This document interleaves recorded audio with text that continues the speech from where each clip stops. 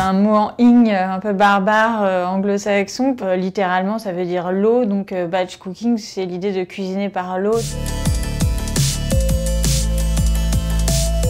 Le fait de cuisiner en avance, par exemple le week-end, le dimanche, pour toute la semaine. On peut faire des confitures parce qu'on a eu, c'est l'été et qu'il y a abondance de fraises ou d'abricots, ou faire des légumes en conserve, ou tout ça, en fait, c'est du batch cooking.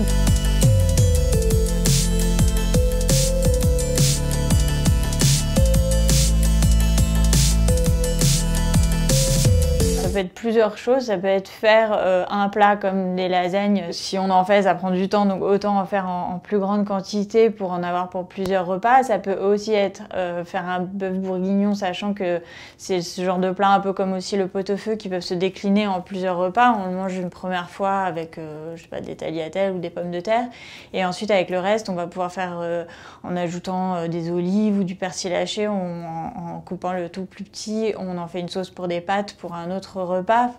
Voilà, il y a ce genre de plats qui peuvent fonctionner par ricochet un peu sur plusieurs repas, où on peut faire des boulettes ou autre chose, voilà. Et puis après, c'est aussi le fait d'avoir préparé, un peu comme le font les chefs avec la mise en place, avoir découpé des légumes, avoir dans son frigo des carottes déjà nettoyées, pour faire en sorte que ce soit plus simple le jour J, qu'il n'y ait pas toute une phase de nettoyage des légumes qui peut paraître un peu décourageante quand on n'a pas beaucoup de temps pour cuisiner. Ça permet de réfléchir aussi à un équilibre sur la semaine, à se dire voilà, tel jour, ok, je vais manger un croque-monsieur, donc ça va être assez beurré avec du fromage, peut-être un peu gras et tout, mais en même temps sur la semaine ça s'équilibre avec d'autres plats, plus légumes, plus salade.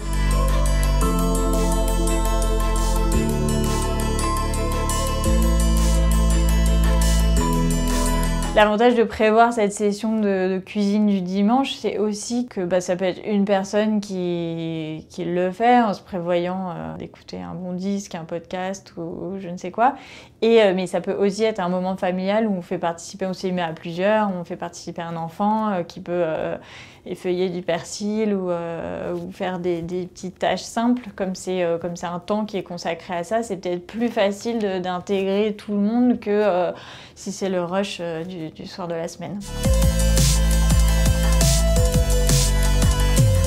On va acheter plus précisément ce dont on a besoin, et donc on a moins de chances de se retrouver avec un vieux brocoli oublié dans le casier à légumes du frigo.